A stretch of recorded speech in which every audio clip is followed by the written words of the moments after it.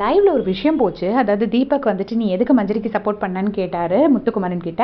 அத பத்தி நான் ஒரு வீடியோவும் போட்டிருக்கேன். அந்த இடத்துல முத்துக்குமரனோட சரியான ஒரு பாயிண்ட் சொல்றாரு. தீபக் அண்ணன் ஒரு ஆங்கரிங் பண்ணி இருந்தவரு, ஒரு எக்ஸ்பீரியன்ஸ் உள்ளவரு.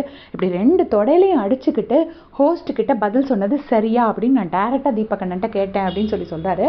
ஸோ தீபக் வந்து அந்த ஹோஸ்ட்ல அடிச்சுட்டு அந்த ஒரு சாட்சம் அந்த ஜாக்லின், சௌந்தர்யா, தீபக் ஒரு ஃபைட் வந்துச்சு தெரியுமா? அப்ப விஜய் சேதுபதி சார் முன்னாடி தீபக் வந்து 2 தொடையிலையும் அடிச்சுட்டு இப்படி எதிர்த்து நிற்பாரு.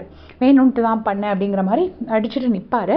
ஸோ அதை பற்றி முத்துக்குமரன் வந்து கொஸ்டின் பண்ணியிருக்காரு. ஸோ இது நமக்கு தெரியவே தெரியாது. அட்லாஸ்ட் விஜய் சேதுபதி சாருக்காக யாராவது கேட்கணும் நம்ம எல்லாருமே இங்கே சொல்லிகிட்டே இருந்தோம்.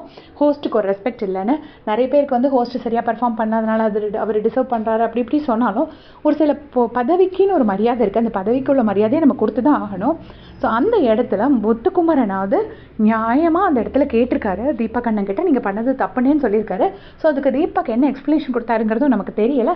பட் ஸ்டில் அதை ஒருத்தர் கேட்டாருங்கிறதே நமக்கு ஒரு புது நியூஸ். நம்ம அதை யாரும் லைவ்லையும் பார்க்கல, எந்த கிளிப்பிங்ஸும் நம்ம பார்க்கல.